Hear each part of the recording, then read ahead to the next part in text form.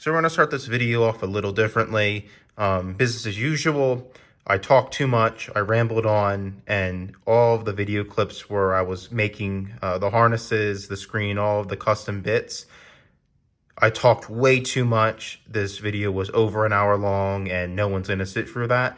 So if you're interested in DIYing this yourself, go to the forum post. There I'm going to have all the wiring diagrams, coding guides, part numbers, all of those technical details where you can replicate this in your car.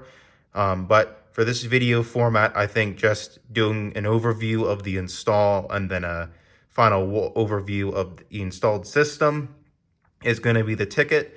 So without further ado, let's get back to the video. All right, everyone, now time to install the NBT EVO kit. We're going to start from the behind. So we're going to remove our telematics module and remove all the carpeting here so we can run all the wires nice and neat. Next, we're going to tackle getting the factory amplifier out of the car. So you just got to get, I believe these are 4 8mm screws, and then this thing just pops right out.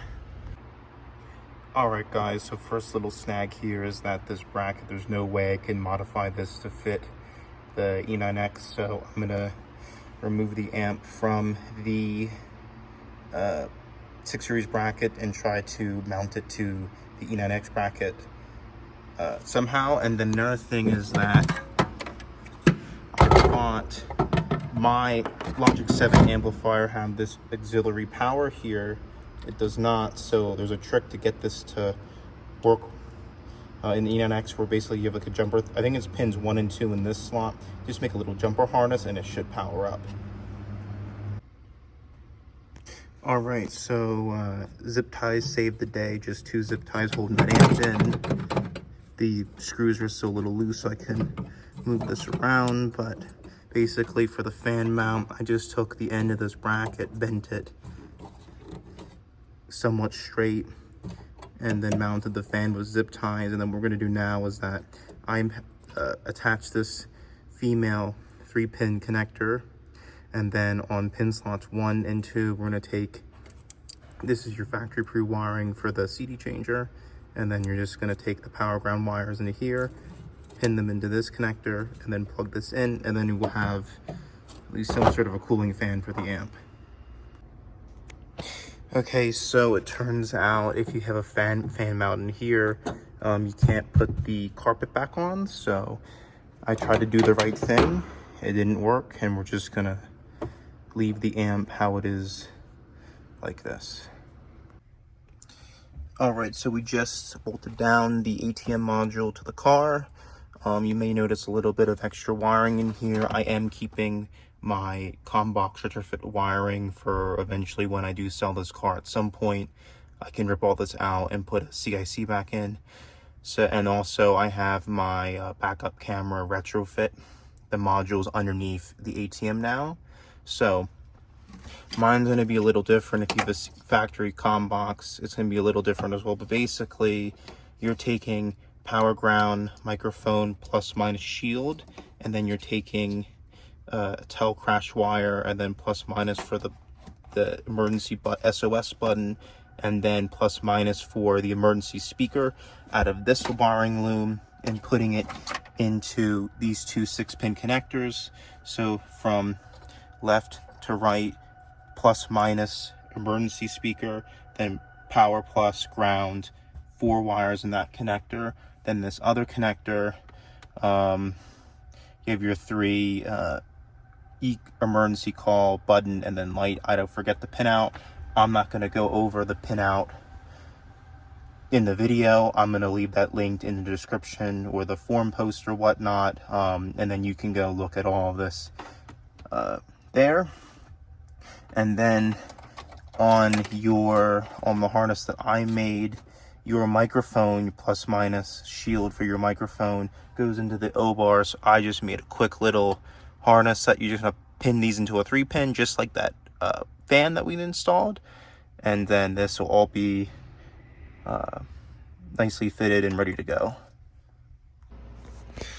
Okay, so I just finished up the pin job. I tried to make this as neat as possible. I mean, there's just a lot of wires here, so it's a little difficult. plugged in. This is your GPS that we modified. One note, I ordered this antenna adapter off Amazon. I normally order these from Germany and they work just fine, but I didn't want to pay for shipping for this one little thing from Germany, and this is not angled in the correct way, so I'm either going to have to modify this to make it to work or buy another adapter, but I'm going to do that at a later point. Now we're going to start trying to run the main NBT EVO harness and the GPS thing all the way to the front of the car. I'm going to take my time, make the runs neat, use all the factory points, and then that door panel has to come off, that little piece of carpet, and then all of that, and that's going to run all the way to the front of the car. So the trunk is getting reassembled, almost done. This is one of the cons of working in a parking garage, is that you gotta keep it clean, and even when you do that, a bunch of people drive by and think you're a lunatic ripping apart your car. But, you know, that's just the fun of it. So let me clean this back up. And I think actually we're going to continue our install in the morning. Okay, we're back at the M3. It's the next evening. So the game plan for today is that we got to pop this boy off right here, this panel, and then we're going to reconfigure a MOS bus, and then we'll finish running the wire around the glove box, and then we'll start working the front end, get the screen installed, get the microphone wires installed, get the antenna wires installed, all that fun stuff. So first, pop this off. You don't know, which we already did on that side before, it's just 2 T20s once you pop the trim off, and then this panel comes off, and then your MOS block will be right there. And dealing with the MOS block is kind of difficult, so I'll kind of guide you through that. So scratch that, I lied. It's just the MOS block is right underneath this little side panel on the coupe. So basically, there's two little square things right here taped together. There's your active block, and then there's your inactive block. So if I am not mistaken, the active block is on top, and then the inactive block is on the bottom. So actually no, so this car had head unit, amp, TCU, MULF back to the head unit. So actually the inactive block is on top because there's only pre-wiring for the CD changer here, and then the SAT module. So then basically we're just gonna, the active block is on the bottom. We're removing 4 of these wires and putting them into the inactive block. Okay, so I just took apart all of the MOS blocks. There's these little covers that you just kind of pry off from the sides here and here. So this is my active block. So I'm sorry, this is the inactive block. This is the active block. So you're going to see the numbers on here, 1. So 1 coming in, and it has this little ribbed little shield. That's your head unit out going into the MOS block. 1 out, it goes to your amplifier if you have individual audio or Logic 7. If you have hi-fi, just regular hi-fi audio, you will not have any fiber optic lines for the amp. Also, why the hell would you buy a hi-fi car? So this goes to the amp. Then number 2 in here goes to, that's your amp out going into the block. Then numbers 2, that's I believe the order is 2 goes to the TCU out, and then 3 back in is TCU out into the block. Then 3 is your MULF out of the block into the MULF. Then 4 is out of the MULF back into the block, and then 4 up your return line. So what I'm gonna do is I'm gonna keep both 1s. I'm gonna keep the 2 going back in, but 2, 3, 2, 3, then 3, 4, I'm gonna remove from this block, put into here, then I'm gonna put this return line into slot 2 up top here. And what's that's going to do, that's going to shut off all the unused now fiber optic lines in the vehicle. Okay, so once that is done, you can see now we only have 4 wires coming out of your active block, and then we got 8 wires coming out of the inactive block. So now the amp's installed. It will work with the CIC, so I'm just going to quick test audio capabilities. And then if I have audio, then I'm good to go to put this back together and to seal this up. Okay, so I just tested the audio with the CIC. The amplifier is now working with that little fix. The rear end is all back together. I did the MOS repin correctly. Now basically I'm just going to take the screen out, the head unit out, which is already out, climate control module already out, this little dash strip, and kind of get this area prepped and all dismantled to fit the NBT EVO unit in the car. Okay, so everything's really ripped out. Actually, you don't really need to remove your glove box, which is kind of nice. The center console, since we're using the CIC controller, you don't need to rip that out. And then I'm doing my center console USB port, my Type-C port at a later date because I'm missing some wires. Basically, I removed everything in the headliner. I had a microphone for the CarPlay box. So basically we're gonna wire our microphone, plug it into this port right here, run that wire down, screen goes into here, wire runs down, then the quad lock harness will fit here. We're gonna shove this all the way in the back here, and then it's pretty easy. And then we'll just finish running our ATM harness and our GPS extension cable around here into the dash. Okay, so I got the EVO installed. I have the car running. I was able to register it with my connected drive account. I'm still not getting data, which I think I just need to swap the antennas over. A couple things I noticed is that I think I missed some of the coding for the cluster. I don't see my check control working. I don't see the clock working. I don't see any of that working. Okay, so it is the next day. I took the EVO out of the head of the car once again, and the screen. So the screen I actually messed up. See, there's like a little border here. The screen's kind of drooped down a little bit, maybe 1/4 of an inch, maybe 1/8 of an inch. I'm not good with the imperial system, but that, and then it started to kind of separate. So I didn't do a good enough job taping the screen down, so I'm gonna give that another go. And then the EVO, last night I was able to get Connected Drive Services to connect, got the car on my BMW app, got SiriusXM configured and working on here, and it's just a little bit of fine tuning. Like I need to code in the 6-button faceplate, the oil level is a little wonky. It keeps like boot looping and then it will read. Maybe that's just how this is with the S65 DME, but there's a few settings I'm gonna play around with. And then once I'm done with this and get this all dialed in, I'm gonna get a list of what I changed in the EVO software to get this to work right. Now, obviously, your mileage will vary greatly depending on what vehicle you have, but this is probably a good baseline on what to do if you're coding one of these head units for your E-Series BMW at home. Okay, everyone, the NBT EVO is fully installed. Got the climate control module back in, got my trim piece back in, dialed in the coding, so it's fully operational.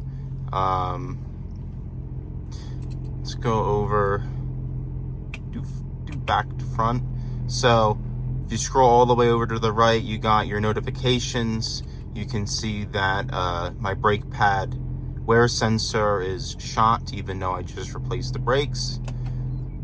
Then going in, we got my vehicle, where you have all your vehicle settings, your exterior lighting settings work, all the door keys work. You can select whether or not, you know, this button does the driver's door or all doors, the little lock button here. you know, all your locks, and just like on a CIC, speed warning, you don't need that. Ventilation, I've never used that. Tracking, actually, on the My BMW app, you can actually track where the car is. So let's say the car is stolen. I am in Denver, so not uncommon. I can go on my phone and track the car and have it recovered. Bunch of settings for the iDrive. This is where you connect your phone. CarPlay, actually, I think there's even a Wi-Fi hotspot on this car, that if you want to pay, I think it's $20 a month, you can go get cell connection from AT&T. If you have kids, if you're gonna fit this in like an E70, and then that's a pretty good idea. I'm never gonna use it. Language settings, brightness of the display, basically everything just like the CIC. Actually, we'll keep that. Whole bunch of stuff. So do your main menu. You can show the news, the weather on the the navigation thing. This is the M. All your M settings work. You can change, do you want DSC on, MDM when you press your M button on the steering wheel right here. All that is fully functional on this. Driver profiles. So if you have multiple keys, you can set different profiles that are synced to the key. So if you have multiple people driving the car, they can all have their own settings.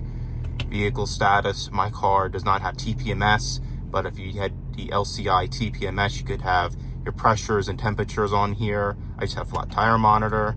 Your oil. Now the engine oil is a little wonky on the S65 DME. So basically, since the car is not level, it's constantly going to loop. But once the car's warmed up and on level ground, it'll show the oil level, just like it is on the Combi. Check control messages, services. So all your services, just like how on the CIC are all on here. You can even, I think you can still make a phone call to the dealership in the car to book service. I'm not sure if this telematics module received the recall where they updated them to do voice over LTE. I think that's what it's called. Technology. I should probably remove that because this is an M3. There's no fuel economy. You can also see your sports display. So if you rev the engine a little bit, it'll go up.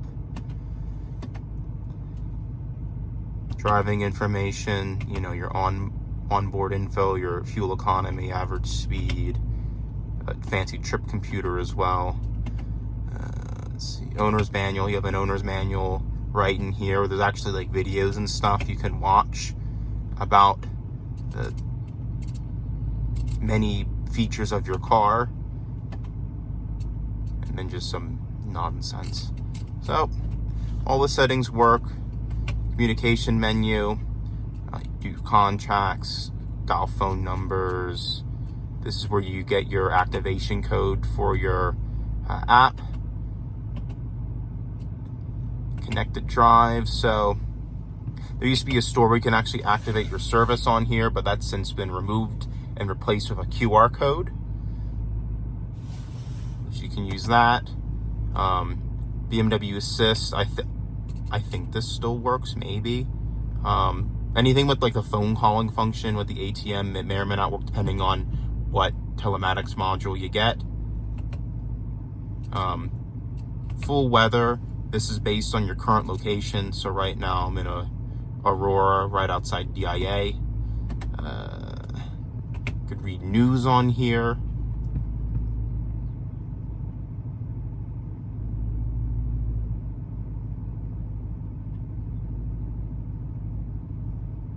So if you're sitting in traffic bored, you can go read all of this nonsense about the bird flu. Wikipedia, Yelp. I've never used these. I don't even know what the hell this thing is. I've never used it. But I mainly buy it for the weather. I think that's really handy to have on the dash. Connected Drive services, it's $120 a year. You also get real-time traffic information in the navigation. So you can see all this information here, which is cool. And I actually prefer the BMW navigation over Apple CarPlay navigation. It tells you exactly like what lane to be in, and I really like the layout. The map system is just, I mean, amazing. And you have all the traffic information when you pay for the the Connected Drive services, just like Google Maps. So there's no downside. And then I need to update the Maps 2024, but it'll be exactly the same. So that's that. Music. So the one thing I noticed, and I don't know if you did this in your M3, it would be the same, but my amplifier, I have individual audio in this car. My amplifier, when you turn the music up, it was very distorted, the sound. With this new Logic 7 amplifier out of an F-Series car, I get none of that. I mean, it's truly phenomenal. I heard a lot of people say the individual audio in this car was a really good sound system, but I didn't see it until I did this upgrade. And plus, now that I have CarPlay on this factory head unit, which is sending the audio digitally through the MOS bus, I mean, you know, you turn up the download streaming settings to lossless on Apple Music and you play music. I mean, it is the best sound system that I've ever heard, and it's very comparable to like a Bowers and Wilkins system in like a new 7 Series. It's truly phenomenal. But since this is a US head unit, okay, so in your media menu here, you can do master presets for all of the radio sources. You got your satellite radio, got HD radio since this is a US head unit. AM, the AM works because we added that extra antenna, and so is the FM range is perfectly fine. You can save music to the EVO. You can go on Apple CarPlay. You can load up a CD, have it for USB, and then here's just tone settings. Now, one thing to note is that the F-Series amplifier is pushing out twice the power to the subs as the individual audio one, because the subs in here are 4 ohms. The subs in an F30 Harman Kardon system are 8 ohms. You just got to make sure you turn your subwoofers down or you will blow them out. But full surround, that's it. You can even personalize the menus. So like I never use AM. Never gonna store music in here. I don't own CDs, so you can just remove those, and then you can shorten up your menus. And most of these menus can do it. And as always, you got Apple CarPlay. Now this is a touch screen. It does work, and it's so much better to use Apple CarPlay with a touch screen than the controller. So I mean, this is the best of both worlds. That's pretty much just a general overview of this system. I mean, there's no comparison. There's no comparison to the CIC. There's no comparison to an MMI box. Even the nicer ones, there's just, this is a lot of effort. I'm probably 12 hours of labor into making the physical kit. I'm probably 4 hours of labor planning everything, and I'm probably 8 hours of labor installing everything and dialing in. I normally get about 90% there, like on the first go, but there's always little things like, oh, I didn't use the right tape for the screen, so I had to redo that, trimming to make this fit nicely, playing around. Like I have a backup camera, which I actually didn't show you. Put the car in reverse, high resolution backup camera. It looks beautiful. You can turn the wheel, and even the PDC things, it integrates into the screen. It's super nice. I mean, and as soon as you drive away, it will go back. But I mean, this is just, if you want the best, this is it. So anyway, thanks for watching. Okay, I'm just going to give a little bit more of an outro than that. So as you saw, this was an overview of the install and an overview of the system in the car and how it works. If you want to follow along at home and do this, read the form post in the description. That'll have all the details you'll need to install one of these. If you want me to make you a kit for this, I wouldn't be opposed to it, but you're going to spend $4 or $5 grand at a minimum. The parts alone for this thing are $3 grand plus about, I'd say 15 hours to get everything dialed in, ready to go. So reach out to me if that's interests you. As for this M3, this is the first video on the M3, at least on this channel. This was on other YouTube channels as the cheapest clean title M3 in the US, which it was at one point. It continues to break and need maintenance at least once a quarter. It does have 200,000 miles on it, so that's expected, but I'm kind of losing patience for it, so I might keep it and try to enjoy it some more. I might get rid of it maybe next couple months.